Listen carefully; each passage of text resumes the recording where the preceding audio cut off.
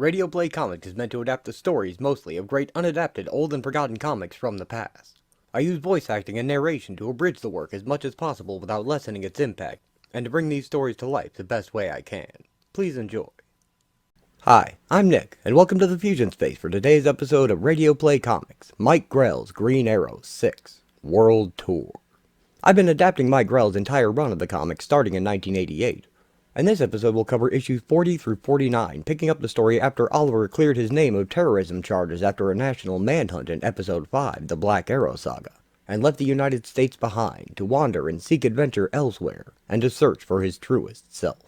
A vision of a forest spirit told him he would only find his heart at home, but he would search the earth for it first, and Oliver will do just that in these 9 issues, before finally returning to Seattle and Dinah in issue 50, which will kick off the next episode. World Tour covers what the story tells us is almost a year of time with Oliver and Dinah spent apart, her faithfully waiting for his return with no word or sign, and him roaming from country to country, helping out wherever needed and just taking in the land and people around him. Dinah knew Oliver needed his space after his traumatic ordeal and the violation of his beliefs, and just as he had given her space when needed, she does so with great patience and understanding. But that can't last forever, and another man starts coming around eventually. But that plot will be in the next episode, it's just a background element in this one. Green Arrow will have 3 stops on his tour, first literally wandering across the border into Canada and interrupting a movie stunt, thinking he's helping a woman falling over a waterfall. Luckily the film, a rather unkind parody of Rambo, can use his archery skills, and Ollie soon makes a friend on set as well. But when the movie's guns are stolen, it's Green Arrow who will have to track them down before they can be used for evil means. That adventure leaves Oliver across the pond in Ireland when it ends, and next he travels on to rural Wales and lives out the plot of a classic western, helping a rancher to protect ancient druidic stones on his property from unscrupulous big money interests who want his land. They may stop at nothing to get it as well, as murder soon becomes part of the game, and then it's Green Arrow who'll have to give the bad guys the showdown they're asking for. Finally, there are 2 stories set in Africa, one where Oliver is hired to help stop ivory poachers as part of a team of mercenaries. They have plenty of people to track and handle the animals, but what they need is a hunter of men. And in the final story, Ollie stays with the people of the plains and learns about their culture and realizes that it's finally time to go home when he sees that the old ways never truly die. They just get buried under the surface of modern life. But will Dinah still be waiting when he gets back? Again, that will be resolved in issue 50 and the next episode. Oliver has been growing and changing like a real person over the book's 40 issues so far, and that process kicks into another gear here. Having his ideals spat on by the nation he loved has rent him to his core, and in this world-spanning trek, he finds himself again. These stories chart the quest of one man to find his place in the world with all other supports thrown away. This is how one man's self-reliance is rebuilt, how deeper levels of his self are exposed, and how his confidence to be a hero is reborn. Now, let's get on with the show.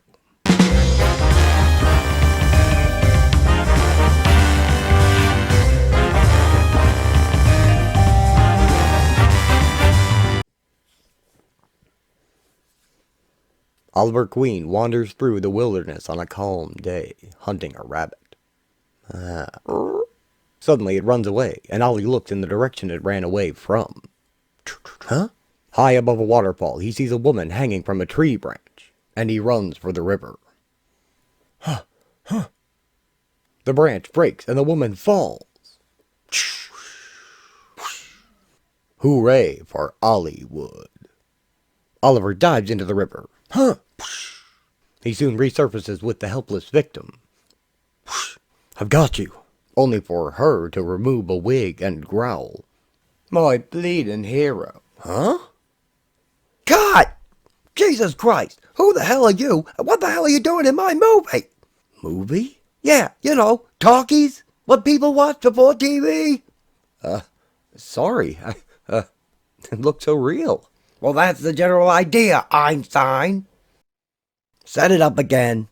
Terry, get dried off and get your butt back up there. We got time for one more take before we lose light. And this time, you stay out of my shot! Sorry. Don't worry about it. Terry Mars, stunt coordinator. Oliver Queen, jerk. Terry and Ollie shake hands. Stick around, I'll buy you a drink. I get paid every time I have to do this. Terry returns once they've gotten the shot. I didn't expect to find a movie crew out here. Neither did we. It's a lot cheaper to film in Canada than the States these days.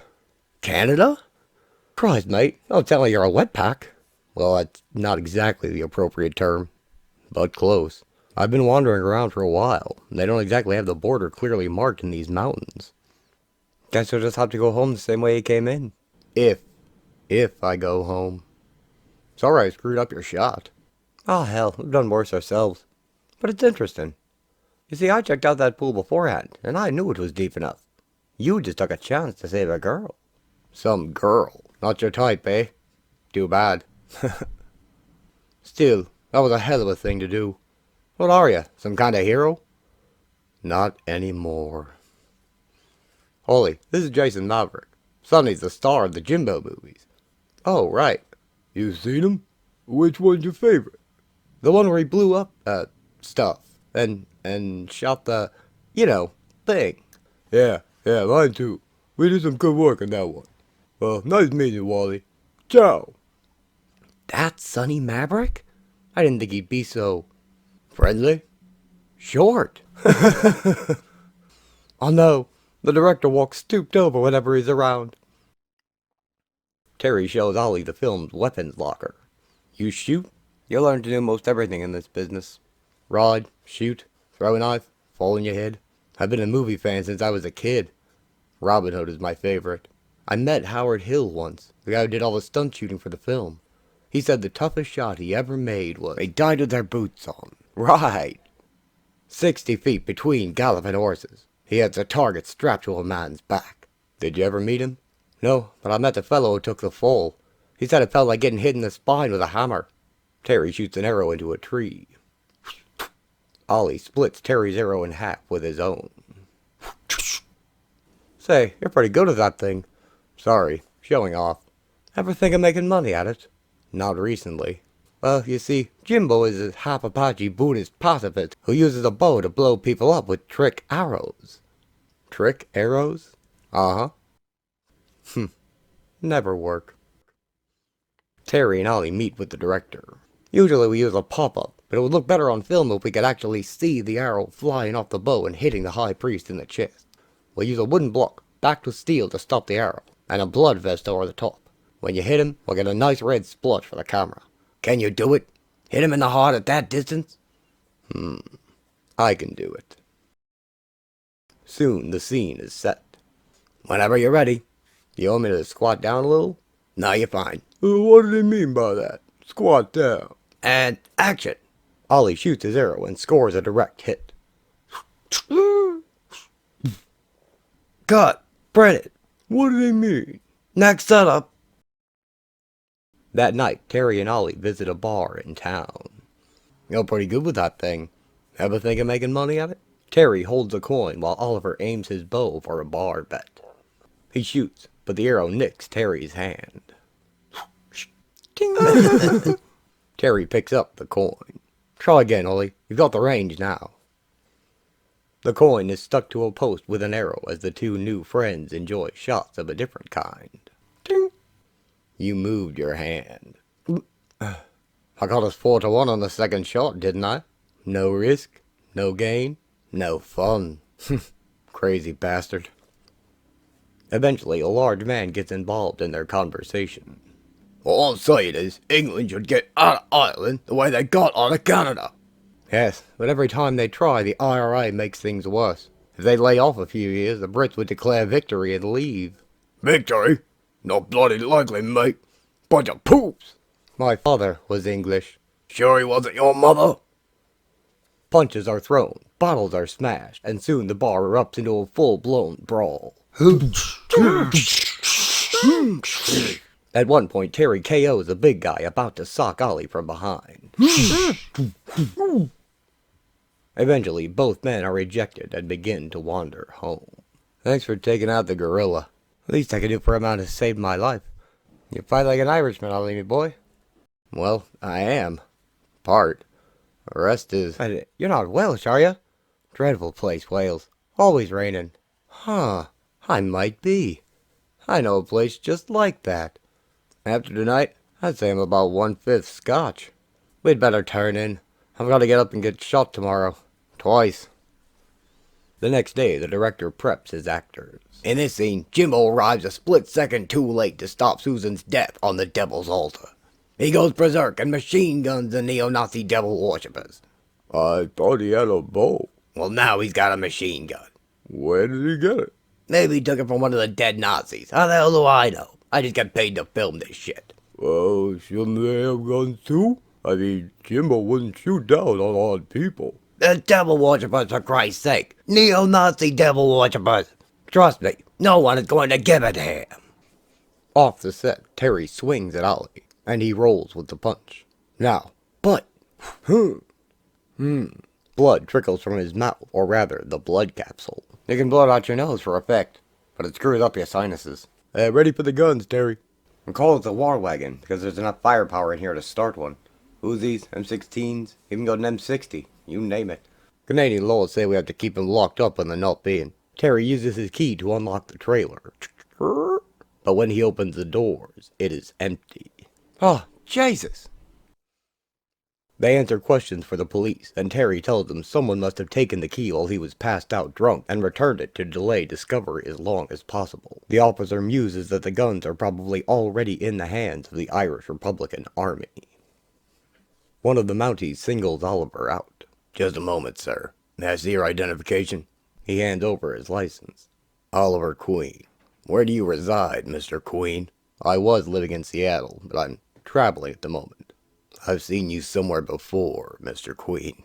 I don't think so. The horseman with dark glasses looks him over carefully. It will come to me. The police say this sort of thing has happened before, and the guns turned up in the conflict within the week. They say the IRA need 4 things. Supporters and money come in plenty, and they've seen how easily the weapons get taken. As for the 4th, martyrs, those always seem to appear when needed as well. The film plays, showing a group of robed cultists gathering around an altar. Bring forth the sacrifice. A shapely woman in a negligee is carried out. No, please, you can't do this. Ah, but we can, and no one will ever know or care. You're just a cheap tramp, headed for hell anyway. As she is placed on the altar, the leader brandishes a large knife. Well, now you can be the devil's bride. Ah. Fall Guy. Jimbo watches from within the trees. He grabs one of the men and stabs him with an even larger knife. Accept, O Lord Lucifer, the sacrifice of this harlot's blood, that our unholy cause be made sacred in your eyes. Sulan! The cult leader lowers his ritual dagger over the victim. Siegheil! No! The film ends, and the director explains that without the guns, he can't finish the movie's action climax. But the police say the guns are most likely gone for good. Terry lists all the modifications he made to the guns for the movie, but most of them can be easily reversed in a few days. What is your connection in all this, Mr. Queen? I've been working for Terry Marsh, the stunt coordinator, doing work for the film. And how long have you been with the production? Just a couple of days. We only used him for key shots, bow and arrow gags. Yes, it seems your reputation with a bow and arrow is rather widespread. The inspector holds up a newspaper reading, Self-styled Robin Hood jailed on terrorism charge, next to Ollie's picture. You are the same Oliver Queen accused of terrorism and the sinking of a U.S. Navy vessel in the Panama Canal, are you not? I was cleared. So it would seem. Yet I find it curious you again find yourself a principal in the investigation of a terrorist group. How do you account for that? Just lucky, I guess. Let me tell you something, Mr. Queen. I've seen a lot of your sort. Nothing is ever your fault, yet things have a way of happening around you. Well, something is happening here, and if you are wise, you will stay well clear of this investigation. Finished? Not by a damn sight. Swell. I'll be around. Oliver storms out. Outside, the horseman approaches him. It took me a while to place you. You've changed.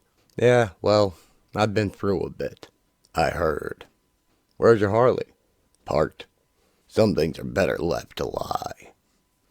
What do you know about this? Not a damn thing. Only worked here a couple of days.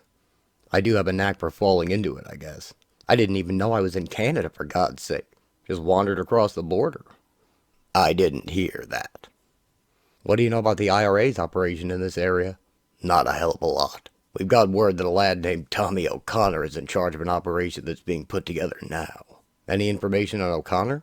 A file cabinet full of his exploits, but not a damn thing that helps. We know he's been active for more than 50 years, so he's at least in his late 60s to early 70s, maybe older. His suspected exploits read like the Scarlet Pimpernel, if one is to believe the legend, and he's every bit as elusive.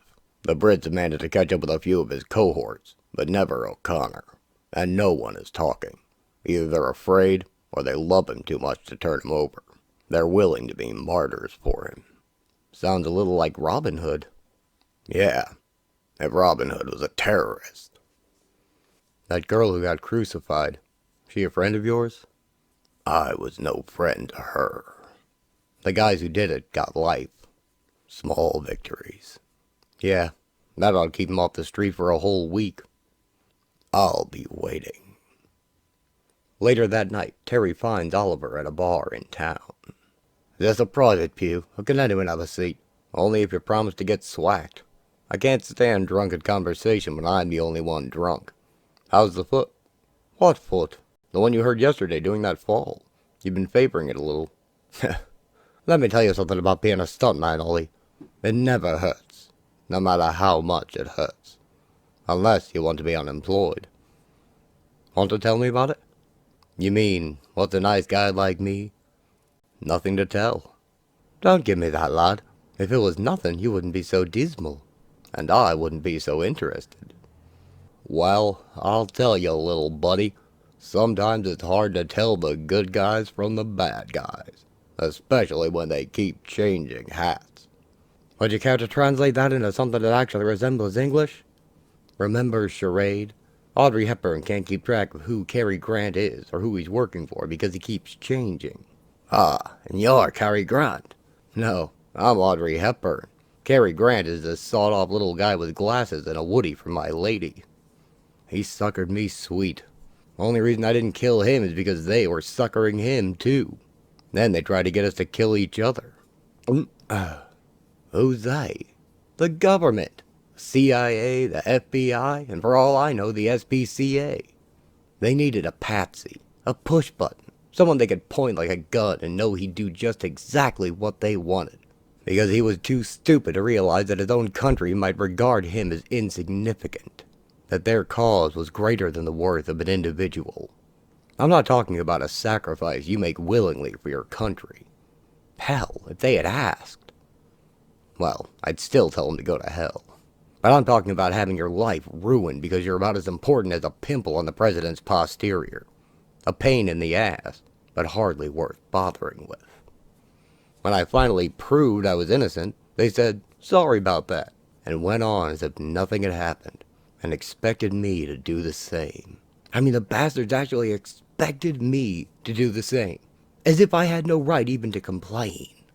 Well, I complained, loud, and everybody heard, and hardly anybody paid attention because Oliver Queen Traitor sounded better in print, and most people would rather believe the worst anyway. So what are you doing now? I thought I was walking away from it, but it keeps following. There's always going to be someone who didn't see that one newspaper or hear the one important newscast. The one that said I was innocent. You know, one thing that didn't occur to those bastards is that I was a pain in the ass as an innocent man. I kinda wonder what kind of trouble I could stir up if I really tried. Bartender, in the event that my friend and I wind up occupying the floor of your premises for the duration of the night, I should like to leave a 7 a.m. wake-up. And bring us another one of these. Whoop! The bottle flies out of Ollie's hand, but Terry catches it. Tch. Oh there, son. No point in wasting good whiskey. My mother always said, son, you'll never be able to hold your liquor if you can't even hang on to the bottle. Mom was a pain in the ass, too. But she was right. I bid you good night. Ollie leaves the bar, and on his way back, he notices Terry's limping footprint by the weapons trailer. Terry finds Ollie lying on the film's altar. He rouses Ollie and helps him walk. Come on, Ollie, wake up. No good staying here. You'll catch your death. You spent a lot of time in bars, Terry. Golden moments. Up you go. Guess I should listen to the expert. I've been known to raise a glass or two. I notice you raise them a lot, but you don't drink much. Not much at all. And when you seem to be drunk, there's nothing wrong with your reflexes. Here's a training, Ollie, me boy. A stuntman needs sharp reflexes to take a fall and bounce back. I don't think you're going to bounce back from this one. Very clever, staging that fight in the bar last night. And it was staged, not just for my benefit, but so everyone would testify that you were stone drunk. What do you want from me, Ollie? Damn it, Terry. I want you to tell me I'm wrong. That my friend isn't an IRA terrorist. You're wrong. Oliver kicks open the altar, revealing the guns. Tell me again. Ah, hell, Ollie. Why'd you have to go and do that for? I had to know. I'm a pretty good tracker. You left your print by the war wagon. You changed shoes, but you couldn't change that slight limp. What do you call yourself, Terry? Patriot? At times. Only when I can get away with it. I'm not anything special, except for what people have made me into. They see me as some kind of symbol. To the Brits, I'm a bastard rebel. To the lads, I'm a hero. They both need me to further their cause. I think you know what that can be like. You don't have much choice but to be what they expect. Your own father was British. You said so in the bar last night. Aye, that he was. A soldier stationed in Belfast. My mother was the daughter of an old IRA leader. When she got pregnant, he had her head shaved in the town square. My father never came back. Perhaps a wise decision. But for me, it meant growing up in shame. And so I changed my name and became a stuntman. But I also went to work for my grandfather and the IRA. I was young and foolish. But when the old man died, I found myself carrying on in his place. I was the only one, don't you see? What else could I do? So I became what they expected of me, and carried on in the old man's name. Tommy O'Connor. That explains the case history spanning half a century. But before you condemn us, ask yourself, are we any different from you?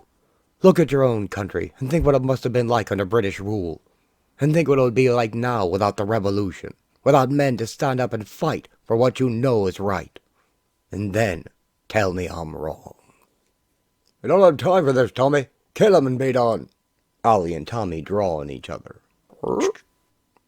And Tommy lifts his gun. No, it won't be necessary. Will it, Ollie? Because you know exactly what I'm talking about. Sometimes you don't have any choice but to be what they've made you. Oliver watches Tommy walk away. Next issue, conclusion.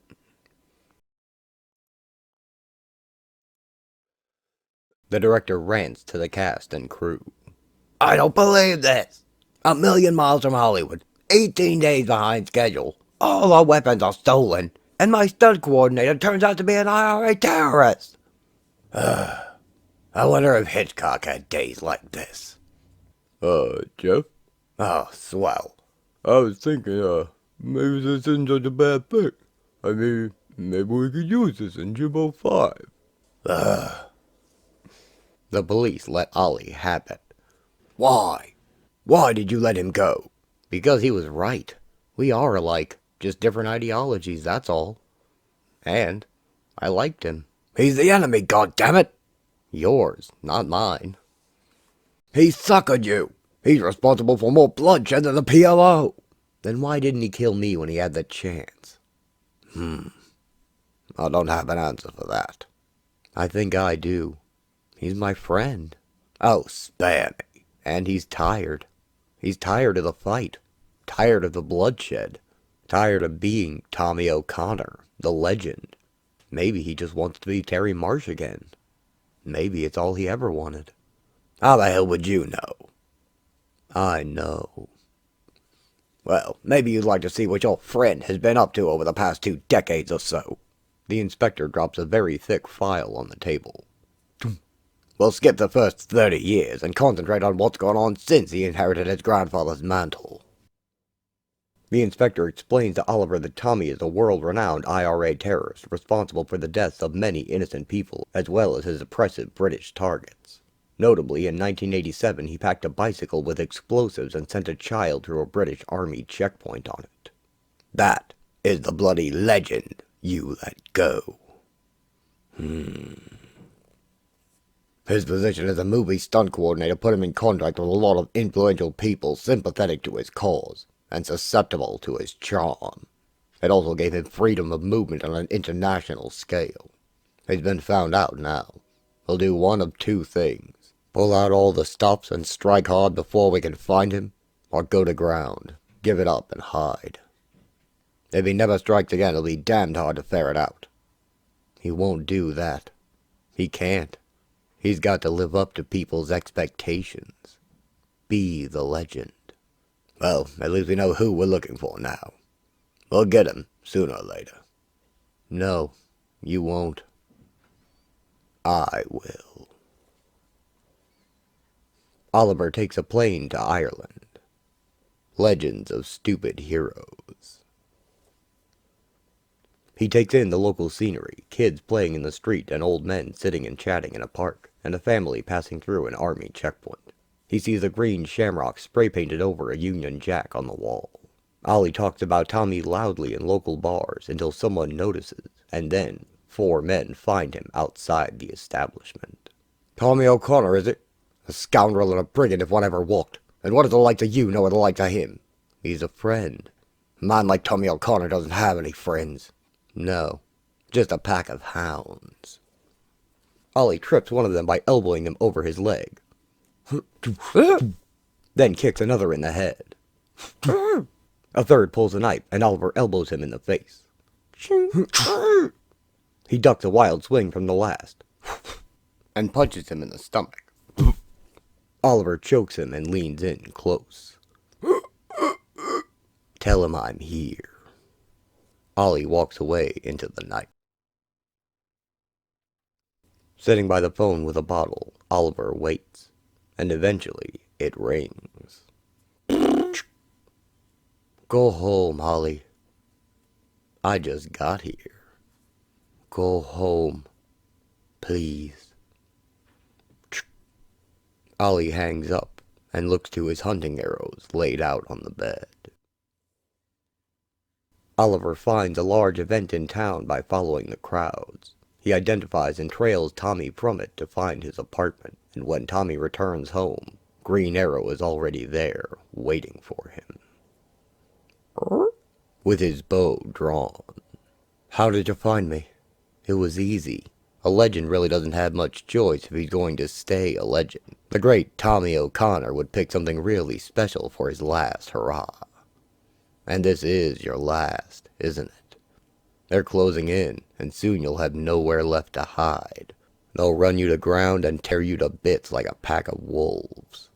Funny, people used to hunt foxes because of the damage they did, the nuisance they created, and they all had such a rousing good time that it became grand sport, and they forgot that without the sly old fox, there'd be no chase, no fun. I wonder how the fox feels, being the center of all that attention. Maybe the best he can hope is that they all will remember him when he's done, and talk about him round the fires and in the pubs. Maybe that's all the immortality anyone can hope for. It's enough. How many people are going to die today, Terry? 20? 50? 1? A small boy rides a bicycle up to the security checkpoint for the event.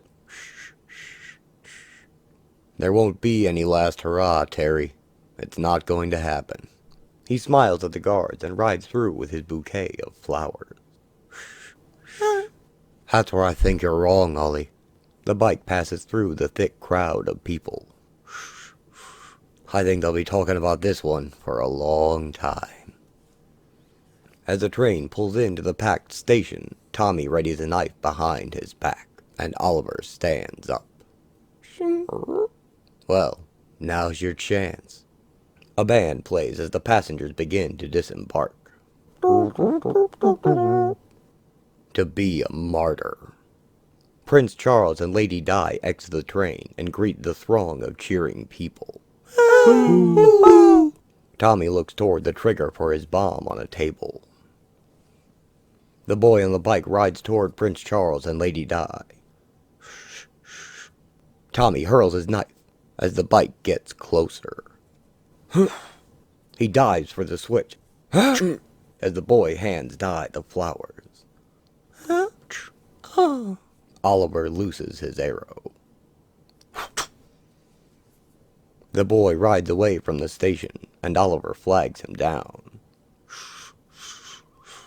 That's a nice bike you got there, son. A man gave it to me just this morning if I'd give the princess a flower for him. You know, I've always wanted a bike just like that. The boy walks away, counting a wad of money and smiling. Crazy Yank. Blood from his knife wound runs down Oliver's arm onto the recovered bike. Theme.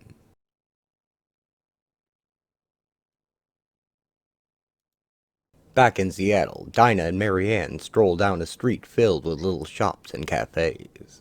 There's nothing like the chill of autumn in the air. Burning leaves and the smell of the ocean. Dinah sees a man relieving himself in an alley. Mixed with the odor of stale urine. My, aren't we the little storm cloud today? What do you mean we, white man? You're always bright and cheerful. Disgustingly cheerful. Suddenly, both of their purses are snatched by two punks running by. Hey! Both women yank on the straps, halting the thugs in their tracks. They block the men's wild swings, then deliver a foot and a knee to their crotches. The police soon catch up and begin to apprehend Dinah's crook, as Marianne's makes a break for it. You guys picked a bad day to try that. Dinah settles the matter with a kick to the face. I'm gonna get you, lady. When I get out, I'm coming after you. Considering she almost took your head off, and other parts, I think that'd be sorta stupid, don't you? We've been trying to get this crew off the street for a long time. Thanks. Only, next time, save a little more for the boys in blue, okay? Makes us look like we're doing our job. Have a nice day, Miss Lance. Have we met, officer? Aloysius Kaczynski, at your service. But I had to fight every kid in the 3rd grade to get them to call me Kaz. Even the girls? Especially the girls. And no, we haven't met, but every cop in town knows you, and your boyfriend. Haven't heard anything about him for a while. No, neither have I. Well, in that case, what would you say to having dinner with me sometime? I don't think that would be such a good idea, Kaz. But thanks for the offer. Dinah and Marianne walk on. I think you should have gone out with him. No thanks. I don't have any better luck with cops than I have with itinerant heroes. Have you heard from him?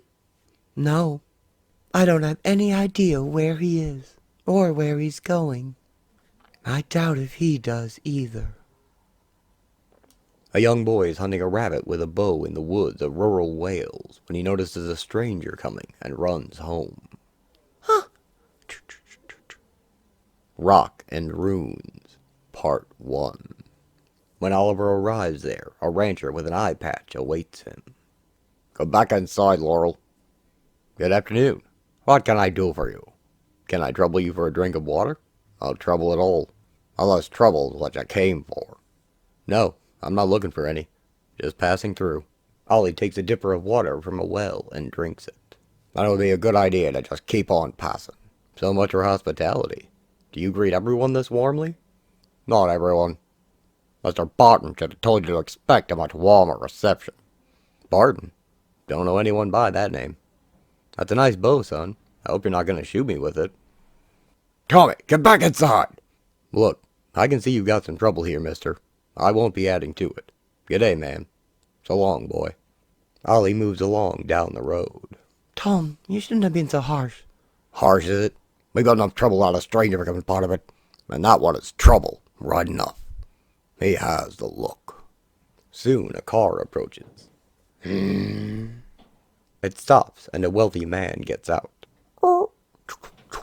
Good evening, Laurel. Tom, thought I'd drop in and see if you decided to change your mind and accept my offer. Not by a damn sight, pardon. Told you before, you and your real estate scavengers could find another piece of land to rape. They're not going to get their hands on this place. Think about what I'm offering, Tom. You can retire in style on what you have. Never have to worry about selling your art again. I'm quite happy with my work, thanks. But can you support a family on it, man? A boy like Tommy needs a father he can look up to. He shears a few petals off the rose he's holding. And a woman like Laurel deserves to be treated like a lady. Then he picks up a hammer. Art, what is that? Treasure to one, and trash to another. It'll still be art when we're all dust. Will it? Funny. It seems a bit fragile to me.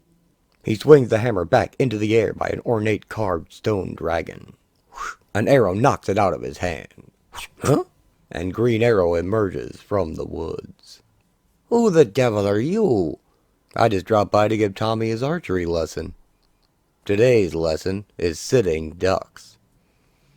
You're an American. Gee, you're a good guesser. Visiting? Just passing through. And you'd best keep passing. I've heard that. But you know the old saying, you can always tell a Yank. You just can't tell him much. There's a long way from finished, Tom. I'll be back. We'll be here. Barton gets in his car and it drives away. Thank you. I must apologize for my earlier behavior. No apology necessary. I can see what you're up against. I'm Tom Jones, and this is my wife, Laurel. And Tomney. We'd be grateful if you would join us for dinner, mister. Queen. Oliver Queen. Let us at least show you that hospitality isn't dead. Merely wounded. They all head inside. Over dinner, Ollie gets to know the family, and it seems that in Wales, Tom Jones is as common a name as John Smith is in America. Tom tells Oliver about his land. A stream had been blocked for centuries until his grandfather opened it up, and now Barton, a rich developer, wants to buy the land and sell it off as condos. But Tom would be selling his heritage to do so, and his son's future. He takes Ollie outside to show him. Water pours from a carved stone face into a small stream surrounded by standing stones engraved with ancient runes. This was once a Druid holy place. It wasn't built by the Celts, but by the megalithic culture of the 2nd or 3rd millennium BC. They can just make out traces of the earthwork mound that probably contained a burial chamber.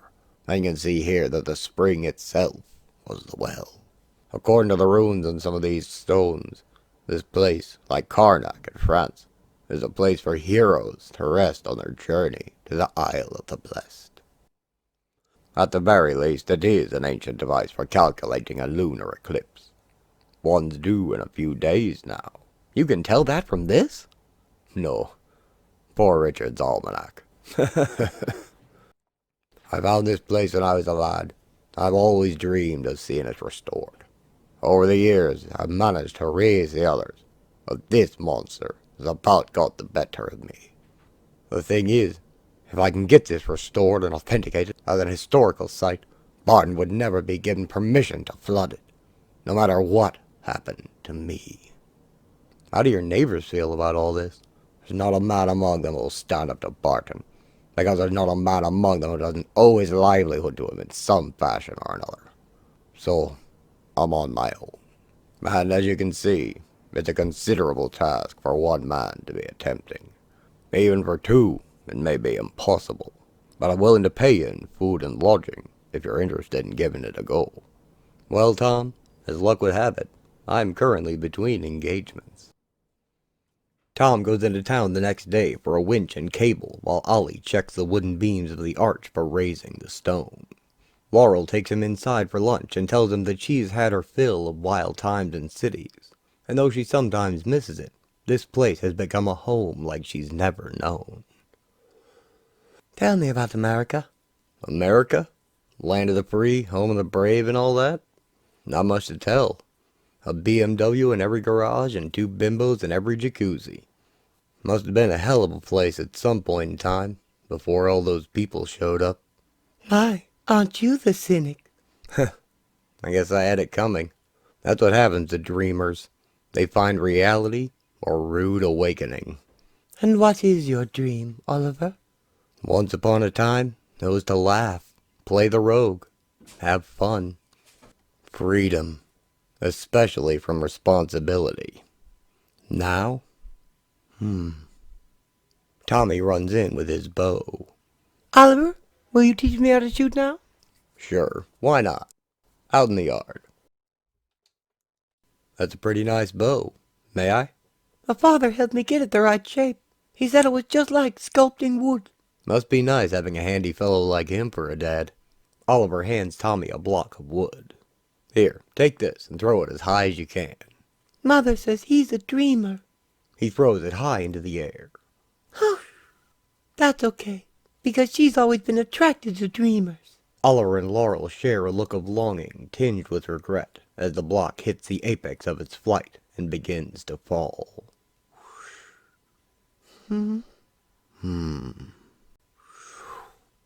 Ollie draws as he raises the bow, snap-firing the arrow the instant it is aligned.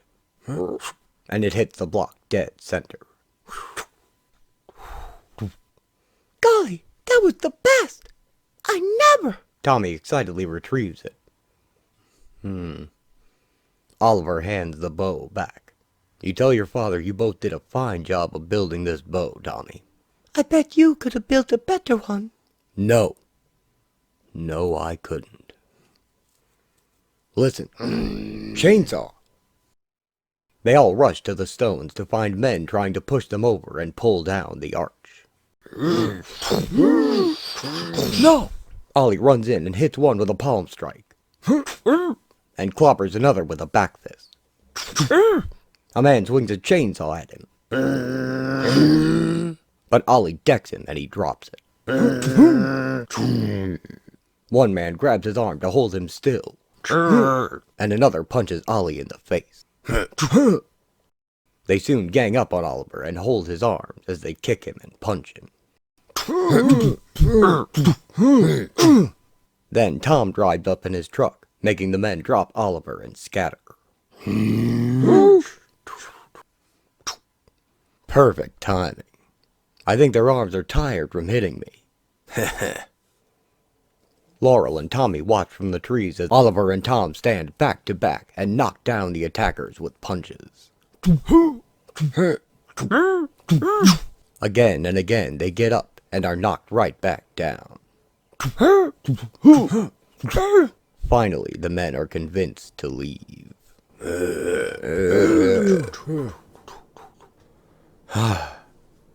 Well, that does it. What about steel I-beams? Let's see him try to cut those. What about money? I've got a bit. We can get the beams out of a salvage yard and sell them back when we're finished. You'd do that? I've got nothing better to do.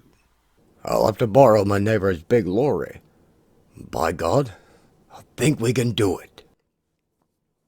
Barton makes a phone call to an associate of his father's.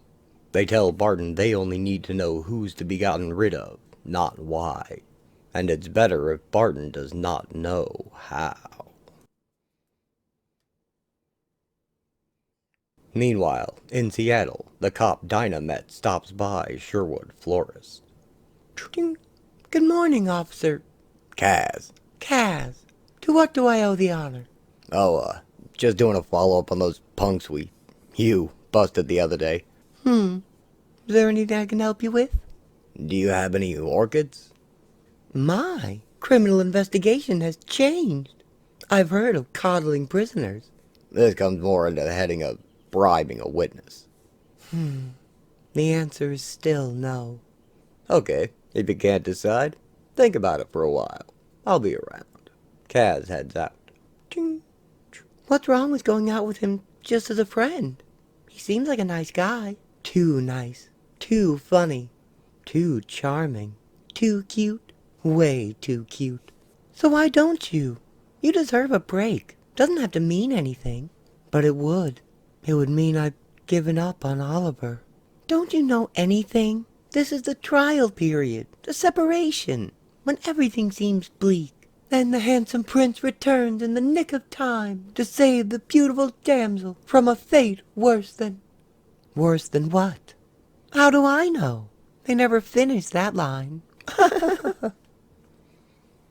While, back over in Wales, Oliver and Tom meet a large group of townsfolk gathering at the stones. While buying the metal from the scrapyard, they let on what they were doing. The yard owner Angus told the others, and the people have come to offer their help. You know, there could be trouble. I'm too old to be intimidated, and some of us still have a feeling for the old ways. Let's do this. Tommy practices his archery and Laurel serves drinks as the men work, attaching chains to the stone and the metal arch over it, and setting the stones back upright.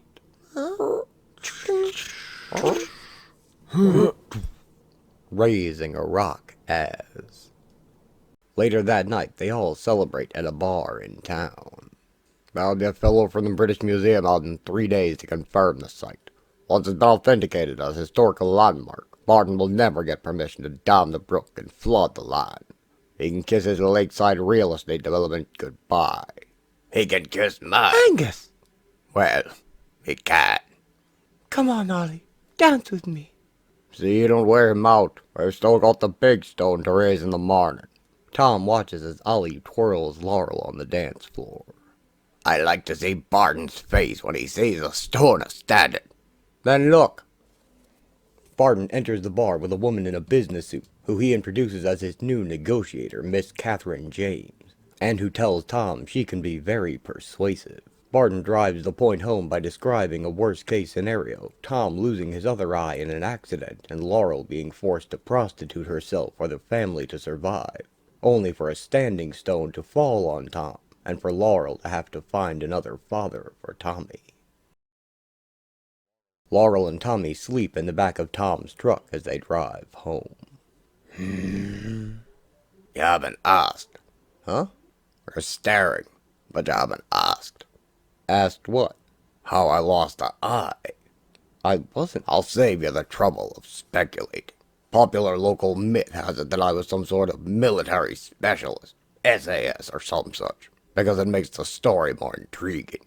It pleases the neighborhood wag to imagine me some burnt-out reclusive soldier who got tired of the killing.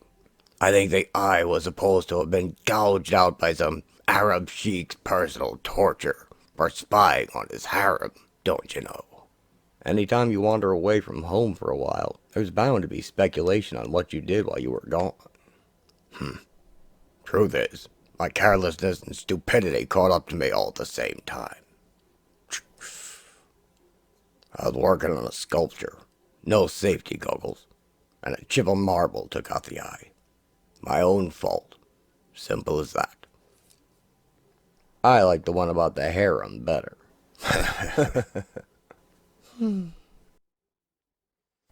Angus strolls back home to his salvage yard, singing a jaunty tune.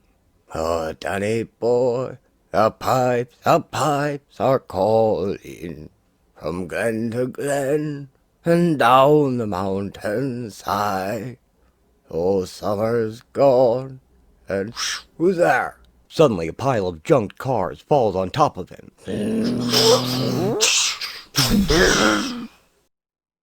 From the seat of a bulldozer, Catherine James grins. The townsfolk hold a funeral for Angus. I hope you know what you're doing. Laura lays a flower on his grave. How many people do you think will show up to help them now?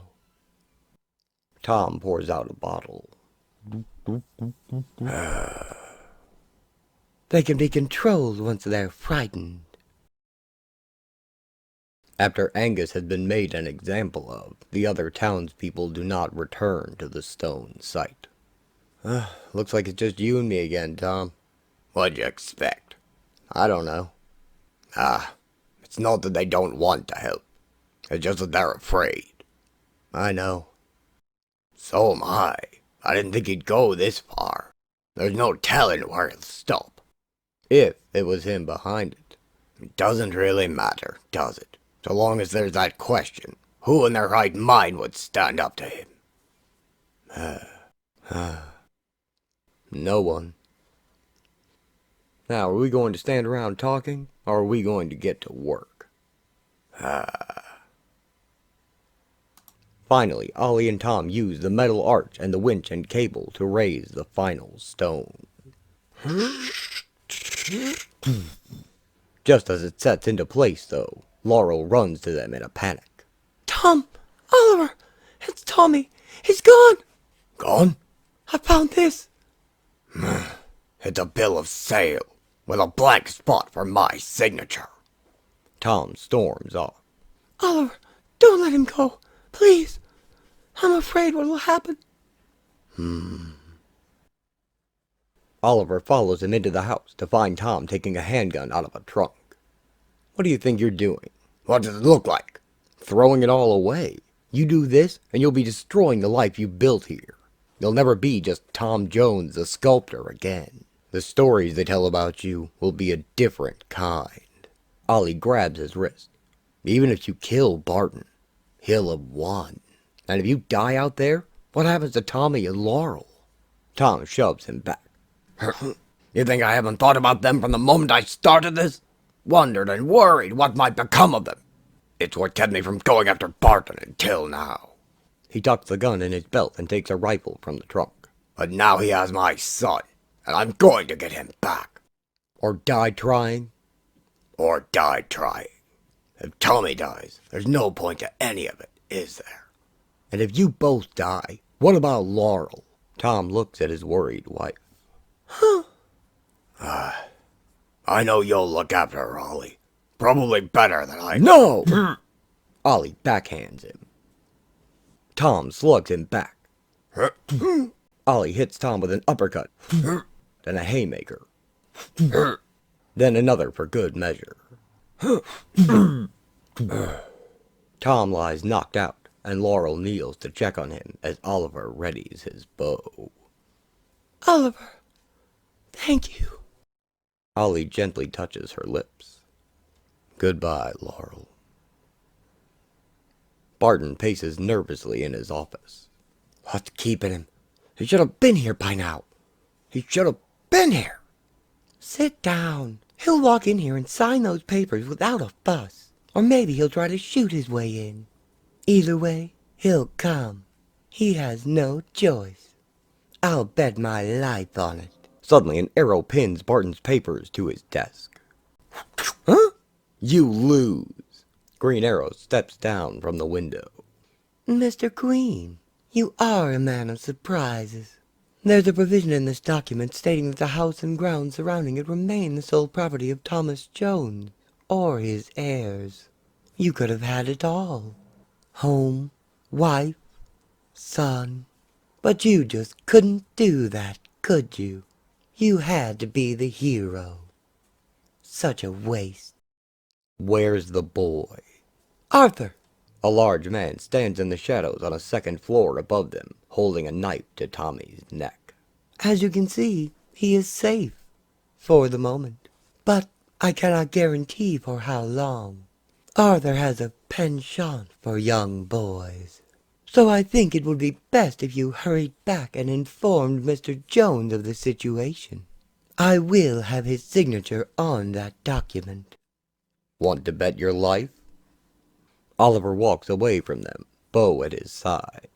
You know, Arthur, the thing that amuses me about a 200-pound slime bag hiding behind an 80-pound boy is how much sticks out around the edges. All in one instant, Ollie turns, pulling, knocking, and drawing an arrow as he does, and Snap fires an arrow upward. It sticks directly in Arthur's throat. Tommy runs free as he drops the knife. Ollie! Then falls over the railing. Catherine pulls a revolver as Arthur's body lands on Barton, killing him as well. Green Arrow beats her to the draw, and his arrow is already on its way by the time she fires wild. Ollie walks Tommy home past the standing stones. You could stay, Ollie. You could live with us. This could be your home. No, I can't. I don't belong here. My home is somewhere else. Maybe someday I'll find it. Laurel weeps with joy as she scoops Tommy into her arms. Tom gives a final wave of thanks, and Laurel a look of longing, as Oliver strides off into the sunset. Next month, Africa. A rhino calmly grazes on a savanna in Africa. According to the rules of the Geneva Convention, military small arms ammunition must be full metal jacket. Soft-pointed bullets are considered more deadly and thus, by some convoluted logic, inhumane for use on human targets. A group of heavily armed men stalked the land nearby, startling a deer.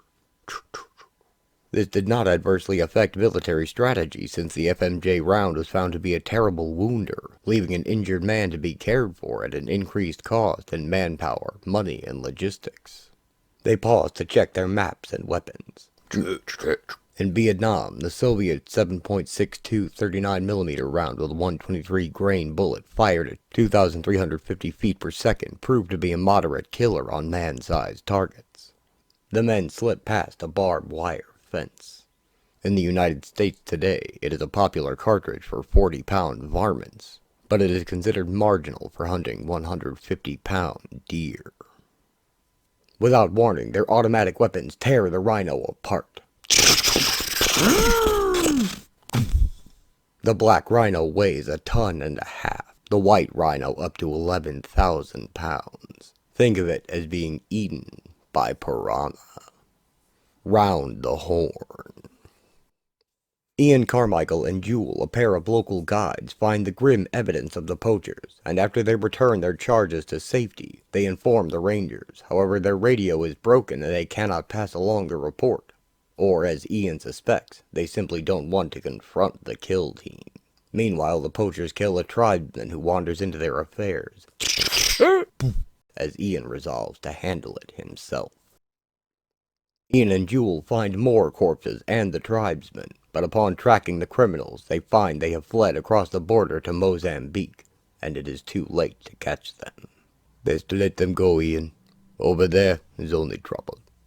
He'll be back, and when they come, by God, they'll find trouble waiting for them. In London, a fancy car stops near Oliver Queen and hails him. Oliver Queen, I have a proposition for you. How did you find me? A mutual friend told me you'd be heading this way. Tom Jones. How do I know you know Tom? He and I worked together in the SAS. I was there when he got the patch. He told me to tell you Tommy practically sleeps with his bow, and he has a souvenir trophy. An arrow stuck through a small block of wood. Good enough? He gets in. Good enough. What can I do for you? My name is Bryant. I'm with SIS International, a London-based security company, which operates mainly for the benefit of foreign embassies. I run a recruitment agency called the International Registry of Ex-Special Forces and Bodyguard Personnel. Mercenaries. I prefer the term professional soldiers. There's a man who would like to meet us regarding an operation requiring certain specialized talents. What sort of operation? I'll let him fill you in. All I can promise is, it won't be dull. And Tom seemed to think you had nothing better to do. Maybe nothing at all. He is taken to a fancy office filled with tribal art pieces. Thank you for coming, Mr. Queen. My name is Thaddeus Chevalier. What I'm about to propose is a drastic solution to a desperate situation. Make no mistake, this has a great deal to do with money. I had hoped, we might prove somewhat more noble in that respect than our predecessors. However, it seems the cold hard facts boil down to simple economics. While it's still the dark continent, Africa is no longer confined to the dark ages. Many nations require an influx of foreign currencies to support growth and development, and much of that currency comes in the form of the tourist dollar. It takes very little imagination to realize that Africa's most unique natural resource is our wildlife, and with time and good management we should have a booming tourist industry. We should have. But it, like some species of animal, is endangered. What we experienced during the wars is happening again because of poachers. People are afraid to come for fear of running across poachers who shoot on sight. And if they do come, what will they see that they cannot see in a zoo? Case in point, the rhinoceros, all but extinct in the wild, and the elephant following close in its footsteps on that path to oblivion. A tragedy of monumental proportions. animals that have walked the earth for millions of years have seen the human race rise from beast to master, about to vanish forever. These photos were taken within the past month alone. I hope you have a strong stomach, Mr. Queen. Thaddeus shows Oliver pictures of slaughtered elephants and rhinos as he explains that the tribespeople used to be allowed to tend the animals as their own and take value from them, but the laws have changed, and now they do not protect them anymore as they have no value to the people, leaving them vulnerable to poachers, who bribe the tribespeople to let them hunt instead. Some are even paid to help, and do, because although the penalties are harsh, and it makes them kill rather than be caught, for many, it is still a path to survive. Human life has always been the cheapest of commodities. A decade ago, the white rhino population became endangered over most of its range. In the last 5 years, the black rhino population has plummeted as well. In my country, there are 13 white rhino left in the parks, less than 50 black rhino. In the next 5 years, the entire rhino population of Africa will cease to exist in the wild. In 10 years, the elephant will be gone. The slaughter must be stopped. Now! What did you have in mind? Mr. Bryant explains the plan for Oliver to join a team of highly skilled mercenaries supported by many nations, but working unofficially so as not to anger unsympathetic nations the team may have to go into. Their task? To track the poachers and the ivory to the top of its smuggling route, to find the dealers and destroy the market. We intend to declare war on poachers. It will be a small war, unannounced and unnoticed, except by other poachers. For them, the message will be clear. Find another line of work. You'll be working with 5 specialists, including myself and a professional hunter, to track down the killing teams and follow them to their bosses.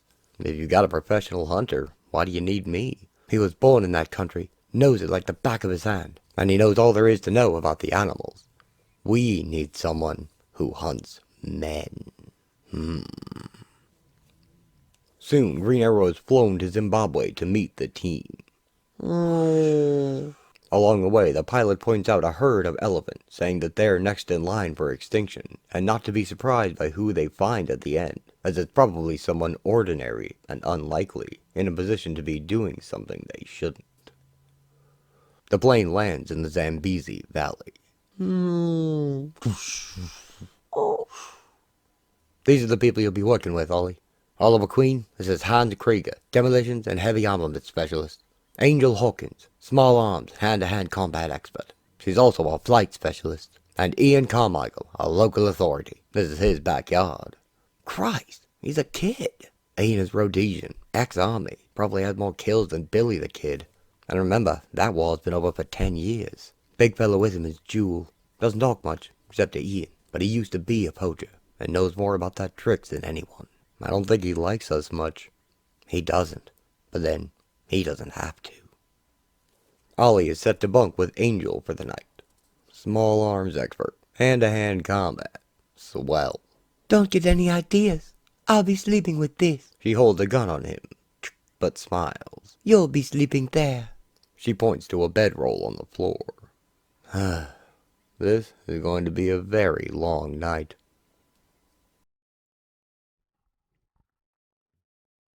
On the savannah, a tribesman hunts an antelope with a bow and arrow. As he is about to claim his kill, he finds a shotgun in his face. Huh? Poacher, caught him red-handed. Let him go, you silly sod. Can't you see he's only trying to feed his family? Ian hands him his bow and arrows back. The sort we're looking for use automatic weapons. And worse. Oliver takes one to examine it. Hammered iron on a reed shaft. Not very sophisticated, but it seems effective.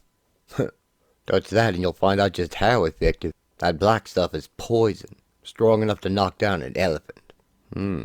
You'd be dead before you hit the ground. He stashes the poison arrow in his quiver.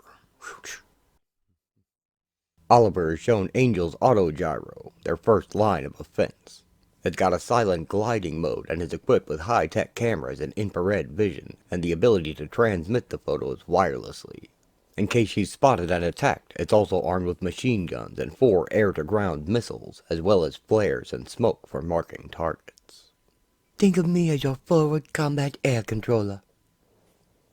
Oliver is shown satellite photos of some rhinos near Mozambique, which has no export restriction on ivory. The photos were taken by satellites put in place during a war years ago, and reactivated through political persuasion by the people they're working for. Oliver notices the logo of the WWC, which I have to assume is a stand-in for the World Wildlife Fund, as I can't find anything relevant with that acronym from the period. He is also told that he didn't see that. Angel takes off in her autogyro, and the others follow in a jeep. Round the Horn, Part 2. Oliver and Ian get out after catching up to some buffalo. Ian shows Oliver a CC fly trap set by the government, and warns him about the stiff fine for tampering with them. Ostensibly, they want to eradicate a sickness they carry that kills humans, but Ian says the real reason is to create more grazing land for cattle who are vulnerable to it, which would drive away the buffalo. They both stand on a ridge overlooking a scenic river valley. Take a look. Imagine all this under cultivation, crawling with man's machinery, the river clogged with man's pollutants. It'll happen someday, but not just yet. Thank God for the CC.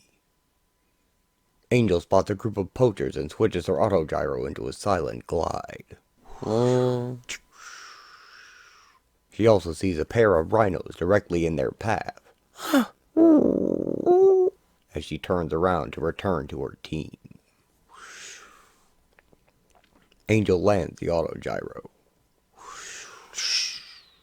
Your lady rhino has found a boyfriend, and a team of poachers is on their trail.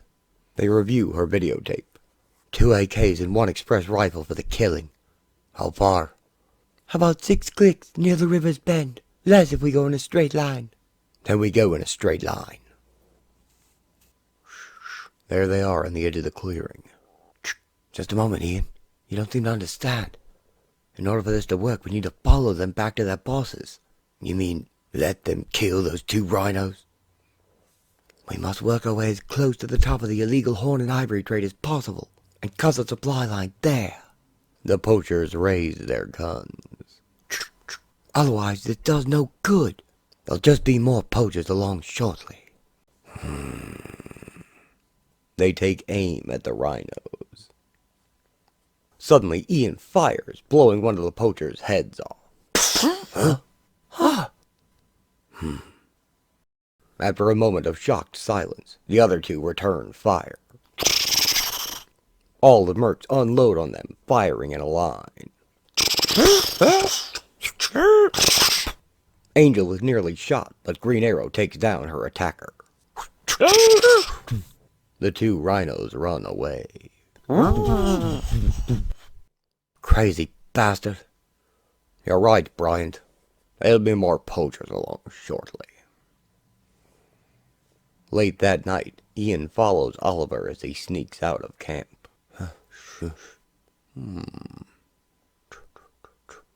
He watches as Ollie pours out the poison from the CC fly trap. Crazy bastard. To be concluded. The poachers are out again, this time in a larger group with bigger weapons. Angel spots them and calls it in. Skylink to base. We got serious trouble. Are you getting this? Jesus, they've got RPGs. That can't be a killing team, can it? Oh my God, no! I'm afraid it is. What the hell are poachers going after armed like that? Ian and his team rush into a jeep to confront them. The poachers unload everything they have on a family of elephants.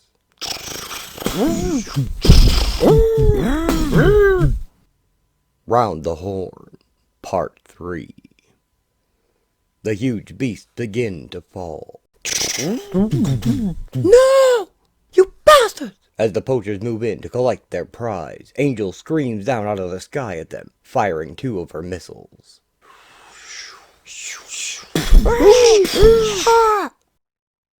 The poachers return fire as another missile impacts. Angel swerves to avoid the gunfire. Angel! She takes a round in the shoulder, and her autogyro crashes into a tree.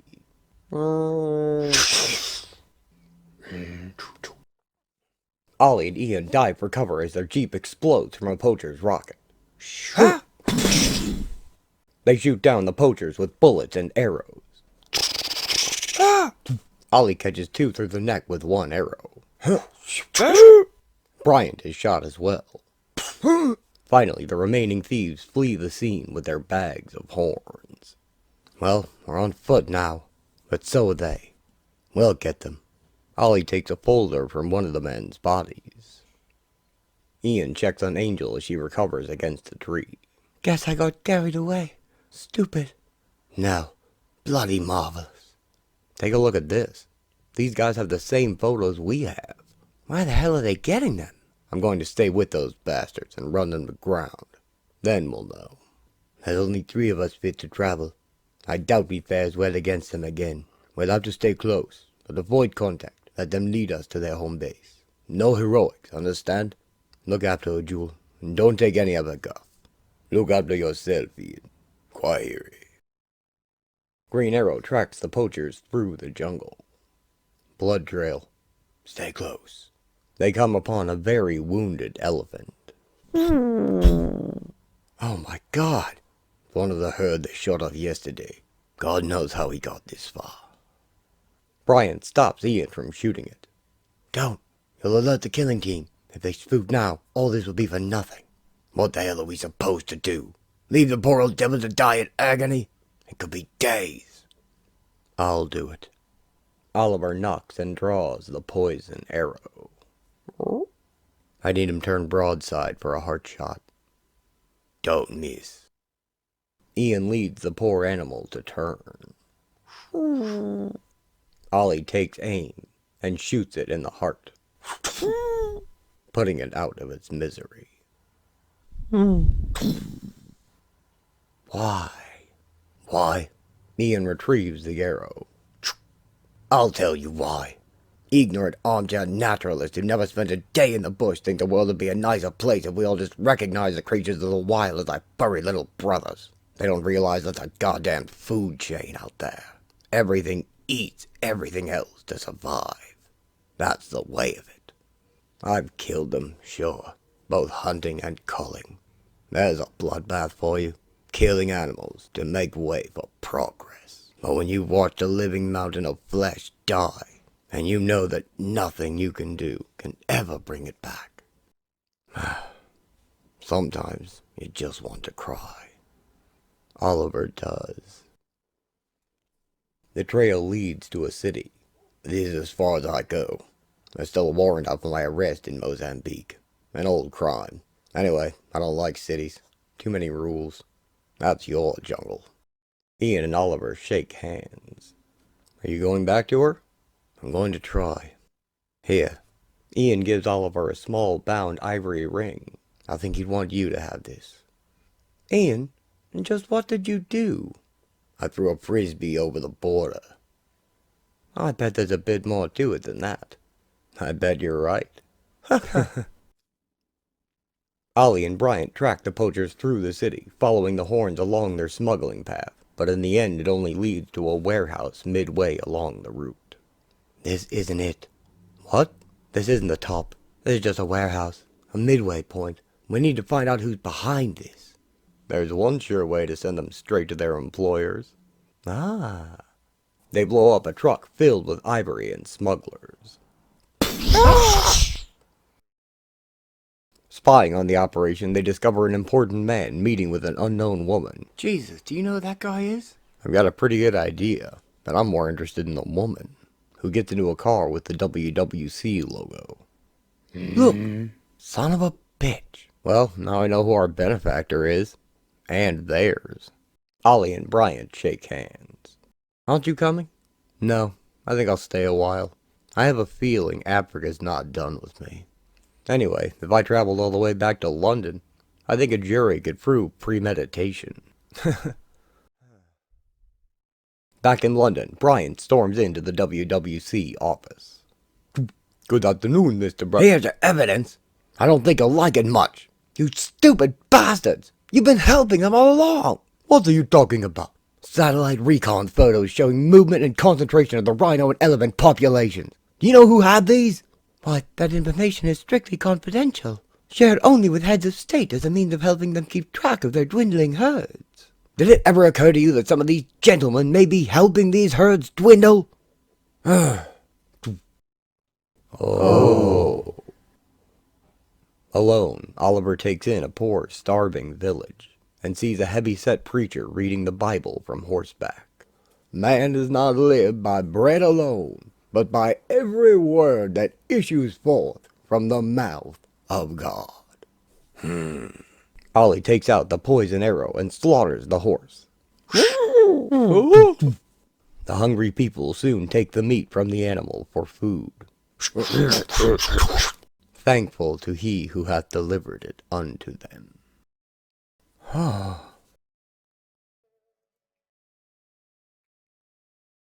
Back in Seattle, Officer Kaz strolls by Sherwood Forest with a song in his heart. All at once am I, several stories high, knowing I'm on the street where you live, and all the towering... You're wasting your time and annoying the neighbors. She's not here. Story of my life. You sing like a hinge. Thanks. A lot. When is she coming back? Don't know. Well, when she does, tell her I came calling. Again. I'll see what I can do, Kaz. You owe me, Kaz. You two on a first-name basis now? Hey, Dinah, he spends enough time here. If you don't take him up on his offer pretty soon, I just might go after him myself.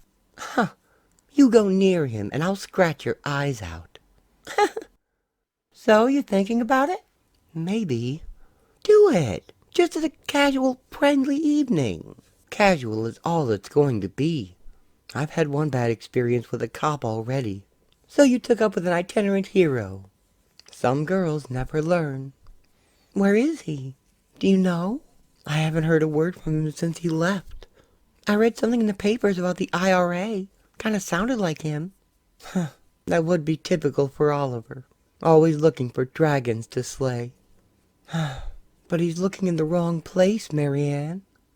Until he faces the one that drove him away, he'll never be at peace. Dinah sadly wanders through her home. She takes one of Oliver's arrows from the wall and brushes her face with its feathers.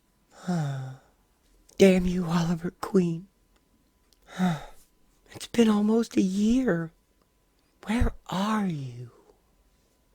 Oliver awakens on a small rock plateau in Africa. He packs his gear and climbs down. Then drinks from a pond. Many animals and the beauty of the natural world surround him at the watering hole. The last lion. A jeep happens along as Oliver walks across the savannah. You are a very long way from nowhere. I noticed. American. That explains a lot. Where are you going? I'm not sure. Then join me, for we are all brothers on that journey. The jeep drives across the plain, past cheetahs and some grazing antelope. I am Yatima. Stanley. Queen. Ollie. We can do a stand-up routine on that alone. I was named for the explorer, not the actor. Too bad. He was an American, like you. Naturalized. Actually, he was Welsh. I've always been an admirer of men like Stanley and Burton. Must have been something to see this place unspoiled. I wouldn't know. The deed was done before I was born. I am Maasai. We are the people of the plains, rich in culture and heritage. Now I have been off to university to learn to help my people abandon the tradition. Ollie sees the suitcase in the back, covered with stickers from where he's been. It saddens me to see the way my people have changed, just in my own lifetime. No longer do we wander nomadic in search of the sweet grasses for our cattle. We have lost the old ways, much like the American Indians. They pass by a small herd of caribou as they drive on. The explorers were followed by the colonialists, and the colonialists were followed by change. Inevitable, I suppose, but we are struggling to adapt to 1,000 years of change in a single century. Eventually, black Africans saw the injustice behind colonial rule and rose up to claim our rights. But by then, everything had changed so much that the old ways no longer worked. The only way to survive in this new world was to continue the way of life set up by the colonialists. In my father's time, a boy proved his manhood by going out with spear and shield to slay a lion. Who was he proving it to? Himself or the lion? Now there are not so many lions, and the law says we must not hunt them. So perhaps neither we nor the lion will ever know. The king of the jungle watches their jeep go by in the setting sun.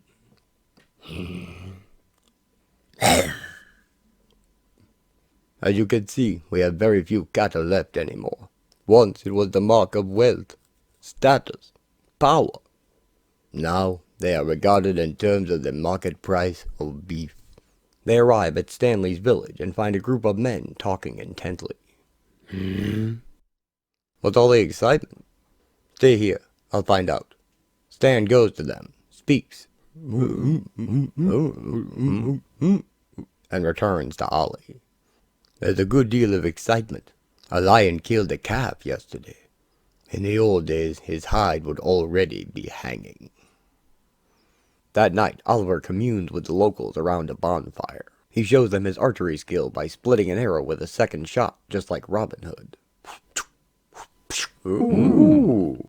They invite him to share in their drink as well. Thanks, I think. What is it? A little milk. A little cow's blood.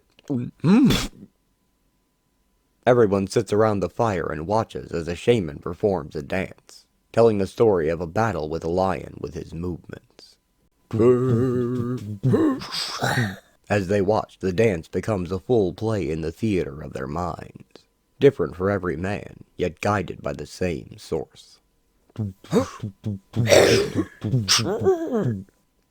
Oliver thinks long, deep thoughts, considering his long battle within himself over his time of searching and wandering.